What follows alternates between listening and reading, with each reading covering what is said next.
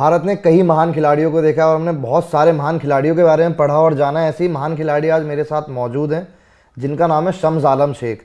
मैं आपको बता दूं, शम्स आलम शेख अपने करियर का इन्होंने स्टार्ट करा कराटे के अंदर। उसके अंदर ये ब्लैक बेल्ट के अंदर कम्पीट करते थे। उसके बाद एक एक्सीडेंट के बाद इन्हें इंजरी हुई, जिसके बाद ये पैराप्लेजिक कैटेगरी में चले गए।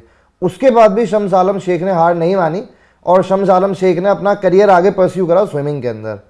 इंडिया का स्विमिंग को काफ़ी सारे मेडल दिलवा के नाम रोशन करने वाले शम्स आलम आज हमारे साथ स्पोर्ट्स तक के अंदर मौजूद हैं। Shams Alam, thank you so much for coming here. धन्यवाद सर। तो शम्स, आपके पास जब आपको इंजरी हुई तो बहुत ज़्यादा वो फेस आपके लिए बहुत डिप्रेसिंग होगा, उससे ओवरकम आपने कैसे करा? सनी भाई, बिल्कुल जब किसी भी चलते फिर से इंसान को जो अपने इंजीनियरिंग के फाइनल ईयर में हो और अचानक से उसको रीढ़ की हड्डी में कोई चीज़ गांठ आ जाए, उसका ऑपरेशन हो और वो सक्सेसफुल ना हो, पूरी ज़िंदगी उसकी अप्स एंड डाउन हो जाए, तो डिप्रेस हो जाता है। नेचुरल चीज़ है ये। मेरे साथ में भी ये हुआ और मैं अपने उस वक्त मेरी माताजी जो थी उन्होंने मुझे काफ़ी सपोर्ट किया। वो हमेशा कहती थी कि शम्स, अल्लाह ने अगर एक दरवाज़ा बंद किया है तो आपके लिए हज़ारों दरवाजे खोल देगा। और शायद उनकी बात बिल्कुल सही आज मुझे लग रही है। आज वो मेरे साथ नहीं है, मुझे उनकी याद आती है और उनकी सारी बातें याद आती हैं मुझे कि कैसे चीज़ें होती है। बट हाँ, बिल्कुल उस वक्त मैं भी काफ़ी डिप्रेस था, रोना धोना यही सब चल रहा था। लेकिन फिर मेरे पास कोई ऑप्शन नहीं था, मुझे उन सारी चीज़ों से निकलना था।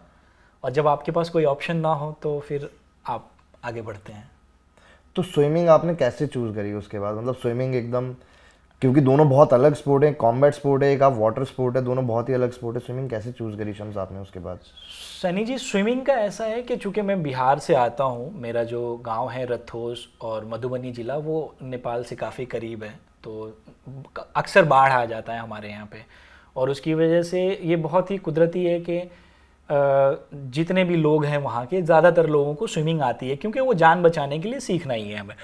तो मुझे याद है कि हमारे गांव में 3 नदी हैं और मेरे घर के जस्ट बाजू में एक छोटा सा तालाब भी है। तो उस तालाब को में हम लोग अगर खेलने भी जाएं तो गिर जाते थे। तो स्विमिंग उस तरीके से नेचुरली आई। डिसेबिलिटी के बाद जो डॉक्टर्स होते हैं या जो काउंसलर्स होते हैं, उनसे जब मेरी बात हुई तो उनको पता चला कि मुझे स्विमिंग आती है। तो स्विमिंग एक ऐसी चीज़ है कि जो आपको रीजनरेशन ऑफ नर्वस सिस्टम के लिए काफ़ी हेल्प करती है। और मुझे जो बीमारी है, जो पैराप्लेजिया, मेरे सीने के नीचे का जो हिस्सा है वो पूरा काम नहीं करता है, तो उसमें कोई दवा ज़्यादा काम नहीं करती है। और अब दवा कितने दिन तक खाएंगे? तो स्विमिंग एक कसरत जो होती है, कसरत की वजह से काफ़ी मुझे हेल्प मिलता था। तो इसलिए उन्होंने बोला कि आप कसरत कीजिए। और आपको पता है कि जब एक खिलाड़ी जो होता है, खिलाड़ी के अंदर कभी भी खेल मरता नहीं है। Once a sportsman always a sportsman. तो मुझे जब पता चला कि आप पैरा स्पोर्ट्स भी होता है, वहाँ पे मुझे बहुत सारे लोगों से मिलने का मौका मिला, जैसे कि राजा राम घाघ जी हैं, उनसे मिलने का मौका मिला। उन्होंने बताया कि आप स्विमिंग भी कर सकते हैं और पैरा स्पोर्ट्स में जा करके आपका जो वो सपना था, जो आपने ख्वाब देखा था कि डिसेबिलिटी से पहले कि भारत को आपको एशियन गेम्स में या अंतर्राष्ट्रीय लेवल पे आपको रिप्रेजेंट करना है, वो आप यहाँ पे भी कर सकते हैं। तो तब मैंने वो एक्वाथेरेपी को चेंज करके स्पोर्ट्स में आया और इस तरीके से स्विमिंग शुरू हो गई। अच्छा, आप सबसे पहले आपकी डिसेबिलिटी के बाद क्या होता है समाज, और ऐसा बोलते हैं लोग, मतलब 90% लोग, since you are coming from Bihar, वहाँ पे बहुत कॉमन होगा कि अब तो इंसान का ख़त्म हो गया। हमने और भी एथलीट्स की कहानी सुनी है, उन्हें लगता था कि उनका अब तो उनका शायद सब कुछ ख़त्म हो गया। वहाँ से उभर के आना, आपके दोस्त, आपका परिवार, मतलब उन लोगों ने आपको कैसे वेलकम करा? इसके बाद आपके काफ़ी सारे दोस्त होंगे कॉलेज में। I mean Sunny, very frankly मैं आपको बताऊं तो मुझे याद है कि मेरी डिसेबिलिटी के बाद मैं बहुत दिनों तक, या उससे पहले से बहुत दिनों से, मैं चूँकि मैं बॉम्बे में पढ़ता था तो मैं गांव कभी जाता नहीं था पढ़ाई की वजह से।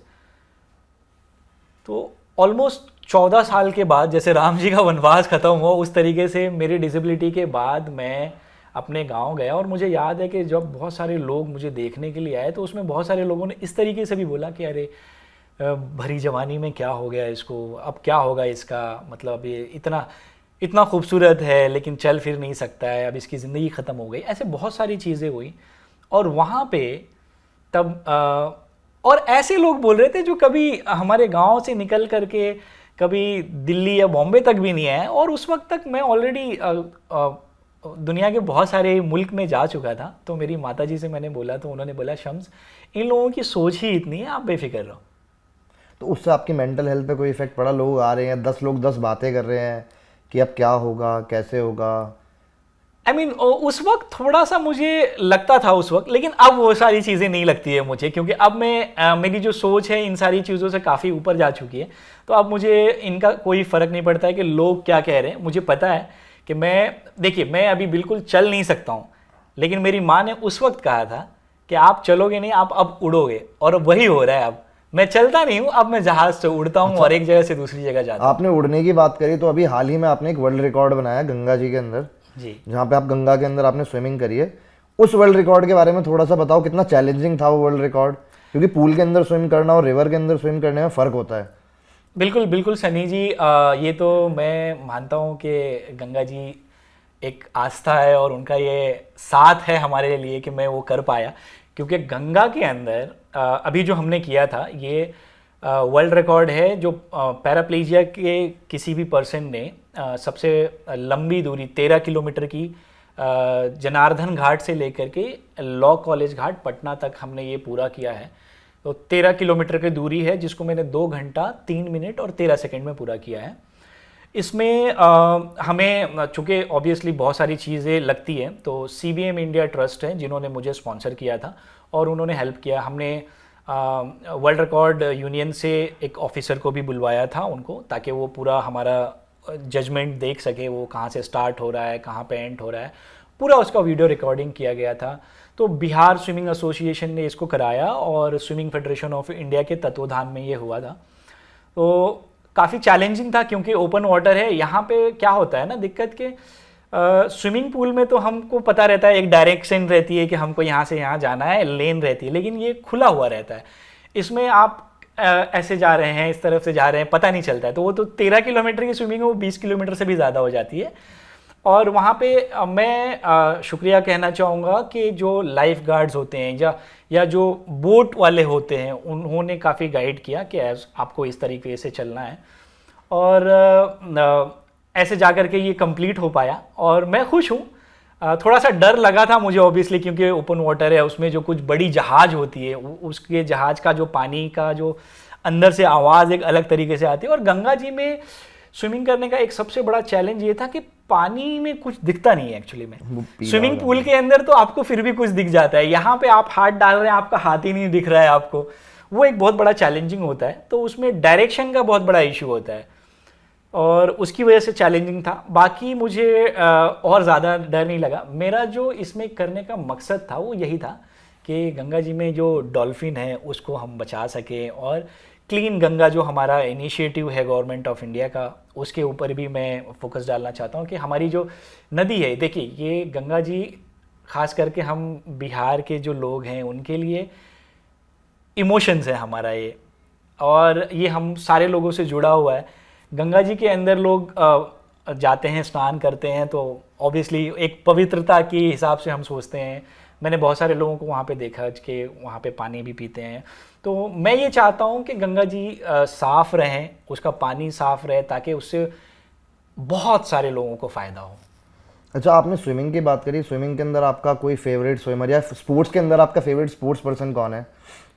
I mean sports favourite person की अगर आप बात करें तो मैं अभी पहले सचिन तेंदुलकर जी मेरे बहुत फेवरेट थे, मैं उनको वो देखता था, लेकिन उनके बाद में विराट कोहली जी को काफ़ी देखता। विराट कोहली आपके फेवरेट हैं? बिल्कुल जी बिल्कुल। विराट कोहली आजकल ऑस्ट्रेलिया, आप मिले हो कभी विराट कोहली से? नहीं, मैं कभी मिला तो नहीं हूँ, अगर मुझे मौका मिला तो ज़रूर मैं उनसे मिलूँगा, ख्वाहिश है। तो क्या लगता है विराट कोहली अभी ऑस्ट्रेलिया में आजकल, अभी तो इंडिया के अंदर तो स्ट्रगल कर रहे थे, क्या होगा इंडिया का अभी? आई मीन देखिए हर खिलाड़ी का फॉर्म होता है, और अभी वो ऑस्ट्रेलिया में आपको उनकी वो पारी याद होगी पाकिस्तान के खिलाफ जो उन्होंने MCG के अंदर।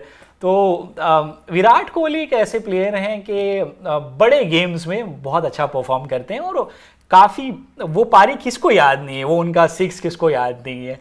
तो I mean that's really great कि वो बड़े बड़े इवेंट्स में अच्छा परफॉर्म करते हैं और कंसिस्टेंटली वो परफॉर्म करते आ रहे हैं। अच्छा, अगर हम बात करें स्विमिंग की, आपके हिसाब से आपकी सबसे बड़ी अब तक की उपलब्धि स्विमिंग के अंदर क्या होगी? आपने काफ़ी सारे मेडल्स जीते, वर्ल्ड रिकॉर्ड बनाया, और जहाँ तक मुझे याद है इंडिया के फास्टेस्ट पैराप्लेजिक स्विमर भी आप ही हैं। बिल्कुल बिल्कुल।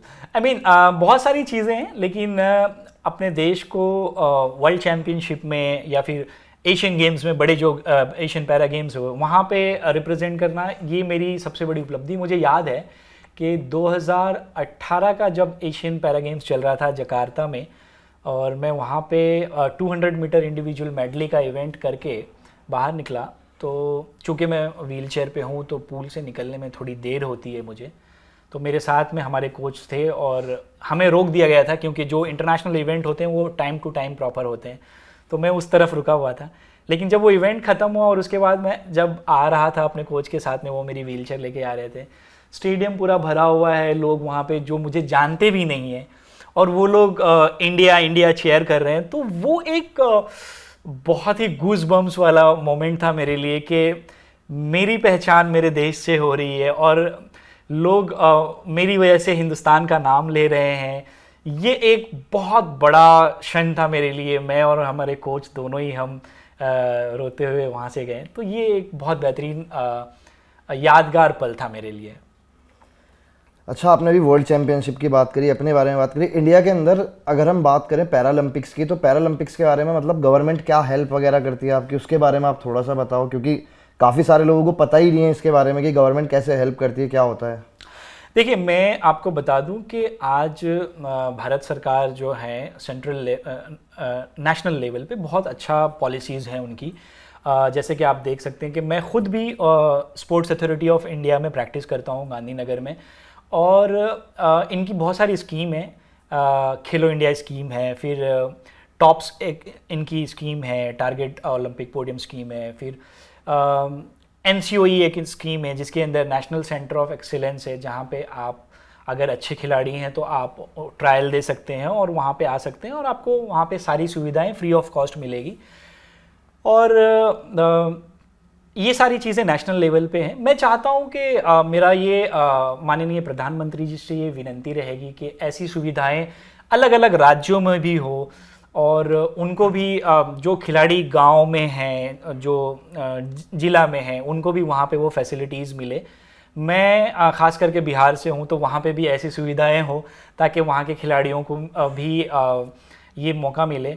और ऐसी चीज़ें हैं। मैं माननीय प्रधानमंत्री जी का बहुत बहुत धन्यवाद कहना चाहूँगा कि उन्होंने खेलो इंडिया नेशनल पैरा गेम्स कराया, जो कि एक बहुत बड़ा प्लेटफॉर्म है। पहली बार ऐसा हुआ सनी के जहाँ पे जो दिव्यांग खिलाड़ी हैं उनको भी लाइव दिखाया गया DD स्पोर्ट्स पे, और कवर किया गया हमारे स्पोर्ट्स को। ये एक बहुत अच्छी चीज़ है। आई मीन जो भी इंडिया टुडे है, स्पोर्ट्स टुडे है, इन सारों का मैं धन्यवाद कहना चाहूँगा कि इनकी वजह से हमारी जो हम जो खेलते हैं वो एक सामान्य खिलाड़ी के जैसे हमारे बारे में भी दिखाया गया। मैं प्रधानमंत्री जी से, पैरालंपिक कमेटी ऑफ इंडिया से, एशियन पैरालंपिक कमेटी से ये रिक्वेस्ट करना चाहूँगा कि आप जैसे एशियन गेम्स होता है, साउथ एशियन गेम्स होता है, वैसे ही साउथ एशियन पैरा गेम्स भी कराएं। और अभी इंडियन ओलंपिक एसोसिएशन के द्वारा हमारा नेशनल गेम्स होने जा रहा है उत्तराखंड में, वैसे ही अगर पैरा नेशनल गेम्स भी और हो तो ये एक बहुत बड़ा मौका मिलेगा हम सारे खिलाड़ियों को, और आई मीन एक अपॉर्चुनिटी मिलेगी जहाँ पे हमारे दिव्यांग खिलाड़ी भी आकर के अपना टैलेंट दिखा पाएंगे। अच्छा, एट प्रेजेंट अगर मैं बात करूँ दिव्यांग खिलाड़ियों के बारे में, तो मेरे हिसाब से तो इंडिया की परफॉर्मेंस भी बढ़ी है, और शायद लोगों ने कवर करना भी ज़्यादा स्टार्ट करा है इसको, इस चीज़ को लोगों का बहुत ज़्यादा ध्यान गया है। ये आप परफॉर्मेंस कह सकते हो या गवर्नमेंट का कह सकते हो, तो मतलब आपको इसके बारे में आपकी क्या राय है कि हाँ, कहीं ना कहीं लोगों का आपकी तरफ एक रुझान बढ़ा है? बिल्कुल सनी जी, अगर आप देखिए सबसे बड़ी बात यह है कि जो मैं फील करता हूँ एज ए एथलीट के माननीय प्रधानमंत्री जी खुद इस चीज़ का ख्याल रखते हैं कि जब हम खेलने जाते हैं तो वो खेलने से पहले भी, आने के बाद भी, और जब परफॉर्मेंस दे रहे होते तो वो खुद अपने सोशल मीडिया से हमारे बारे में लिखते हैं, सारे खिलाड़ियों के बारे में वो लिखते हैं। तो ये एक बहुत अच्छी चीज़ है। और जो न्यूज़ चैनल है, जो प्लेटफॉर्म है, जैसे स्पोर्ट्स टुडे है या फिर इंडिया टुडे है या आज तक है, ये लोग जब कवर करते हैं हम लोगों को तो एक अच्छा प्लेटफॉर्म मिलता है। और मुझे लगता है कि आज के डेट में काफ़ी अवेयरनेस फैली है और आने वाले वक्त में आप लोगों का अगर साथ रहा तो बहुत और अवेयरनेस फैलेगा इंडिया में, और हमारे जो पैरा एथलीट हैं उनके बारे में और लोग जानेंगे। अच्छा लगता है कि आज सोशल मीडिया के थ्रू लोग पैरा एथलीट्स के बारे में भी बात कर रहे हैं और लोगों को एक रिकग्निशन मिल रहा है। बहुत सारी कंपनीज आ रही हैं, वो CSR के थ्रू सपोर्ट कर रही हैं, तो ये बहुत अच्छी चीज़ है। आई मीन मुझे लगता है। अच्छा, अगर हम बात करें और आपका कोई मैसेज जो दिव्यांग लोग हैं जिनको पता ही नहीं है कि उन लोगों को करना क्या है, स्ट्रगल कर रहे हैं, क्योंकि आपने भी स्ट्रगल करा है, उनके लिए आपका कोई मैसेज या वो कैसे स्टार्ट कर सकते हैं, कुछ ऐसा? बिल्कुल, मेरे जो भी दिव्यांग और डिजेबल भाई बहन चाहे कहीं से भी हो, अगर वो सुन रहे हैं, तो मैं उनसे यही कहना चाहूँगा कि देखिए, आप एक तो अपनी पढ़ाई की तरफ ध्यान दीजिए शुरू में, और पढ़ाई के साथ साथ आप खेल की तरफ ध्यान दीजिए, क्योंकि खेल बहुत ज़रूरी है। इसलिए नहीं कि एकदम प्रोफेशनल ही खेलना है आपको, लेकिन खेल की वजह से आपकी मेंटल स्टेबिलिटी बहुत अच्छी रहती है, आपका मेंटल हेल्थ अच्छा रहता है, आपकी जो फिज़िक्स है वो बहुत अच्छी रहती है। अब मैंने भी जो शुरू किया, मैंने आपको बताया कि मैं रीजनरेशन ऑफ नर्वस सिस्टम, कसरत की वजह से ही मैंने शुरू किया और बाद में वो खेल में आ गया। और आज खेल में कहीं ना कहीं नाम है, शोहरत है, पैसा है, हर एक चीज़ है, आपको जॉब मिल रहा है, गवर्नमेंट जॉब मिल रहा है। मैं मतलब पैरालंपिक कमेटी ऑफ इंडिया और माननीय खेल मंत्री जी से और प्रधानमंत्री जी से ये मेरी आग्रह रहेगी, विनती रहेगी कि जिस तरीके से नेशनल लेवल पे एक पॉलिसी है कि सामान्य खिलाड़ी को और दिव्यांग खिलाड़ी को एक समान पैसा या जॉब, सारी चीज़ें मिल रही, वो सारी चीज़ें अलग अलग राज्यों में भी अगर हो जाए तो बहुत समान होगा कि हमारे जो खिलाड़ी नेशनल लेवल पे खेलते हैं उनको भी पैसा मिले और उनको भी वो सम्मान मिले, चीज़ें मिले। तो ये बहुत अच्छा होगा, सारे ही राज्यों में अगर ऐसा हो तो बहुत बेहतरीन होगा ये। तो शम्स जी, आपने अभी सबके इस सब चीज़ के बारे में बताया, अब आपका जो आने वाला गोल है वो क्या है? अभी बिल्कुल सनी जी, मेरे लिए जो सबसे बड़ा गोल अभी दिख रहा है आगे, वो ये रहेगा कि 2026 का जो एशियन पैरा गेम्स जापान में होने वाला है, चूँकि लास्ट नेशनल पैरा गेम्स जो हुआ था, एशियन पैरा गेम्स चाइना में, वहाँ पे मैं चौथे नंबर पे रहा। तो मैं उस चौथे नंबर को कन्वर्ट करना चाहूँगा मेडल में, और भारत के लिए मैं मेडल जीतना चाहूँगा आने वाले एशियन पैरा गेम्स में। और जो लॉन्ग टर्म मेरा गोल है वो 2028 का जो लॉस एंजलिस में पैरालंपिक गेम्स होने वाला है, वहाँ पे मैं अपने भारत का प्रतिनिधित्व करूं और वहाँ पे भी मेडल लेकर के आऊं, ये मेरा रहेगा। बिल्कुल स्पोर्ट्स अथॉरिटी ऑफ इंडिया और CBM ट्रस्ट जो है वो सारे लोग मुझे सपोर्ट कर रहे हैं, और अगर ऐसे ही आप लोगों का साथ मिलता रहा और बढ़ावा मिलता रहा तो ज़रूर हम भारत के लिए मेडल लेकर के आएंगे यहाँ से। आपने प्रधानमंत्री की बात करी, आप प्रधानमंत्री से मिले, तो प्रधानमंत्री ने आपसे क्या, मतलब ऐसी क्या बात हुई आपके प्रधानमंत्री, मतलब हाउ वाज हिज बिहेवियर, कैसा उनका आपके प्रति व्यवहार था, आपकी क्या उनसे बातें हुई, क्या उनके शब्द थे, कैसे उन्होंने आपको मोटिवेट करा? देखिए, प्रधानमंत्री जी इन जनरल मैंने बताया आपको कि पैरा स्पोर्ट्स को लेकर के वो काफ़ी मोटिवेट करते हैं हम लोगों को। और जब एशियन पैरा गेम्स के बाद हम आए तो यहीं नेशनल स्टेडियम में वो आए हुए थे, तो काफ़ी अच्छा उन्होंने बात किया, शीतल देवी से बात की और भी बहुत सारे लोगों से बात की। तो एक पॉजिटिविटी आती है कि जब आपके देश का जो मुखिया है वो आपसे बात कर रहा हो तो बहुत बड़ी बात है। प्रधानमंत्री जी आपसे अगर दो बात ही कर लें या आपके बारे में दो बात ही बोल दें तो वो आपको मोटिवेट करता है। बिल्कुल बिल्कुल। Thank you Shams, all the best for your future. बहुत बहुत धन्यवाद। एक और मेडल के साथ हम दोबारा मिलेंगे शायद। बिल्कुल बिल्कुल। स्पोर्ट्स टुडे का और स्पोर्ट्स तक का बहुत बहुत धन्यवाद, और बहुत बहुत शुक्रिया सनी आपका भी कि आपने मुझे इस मौका दिया। Thank you so much. मेरे साथ जुड़िए मनाने के लिए क्रिकेट का सबसे बड़ा त्योहार। मैच से जुड़े आपके हर सवाल का हम देंगे जवाब। जानने के लिए हर update, live analysis, special interviews, download कीजिए स्पोर्ट्स तक ऐप।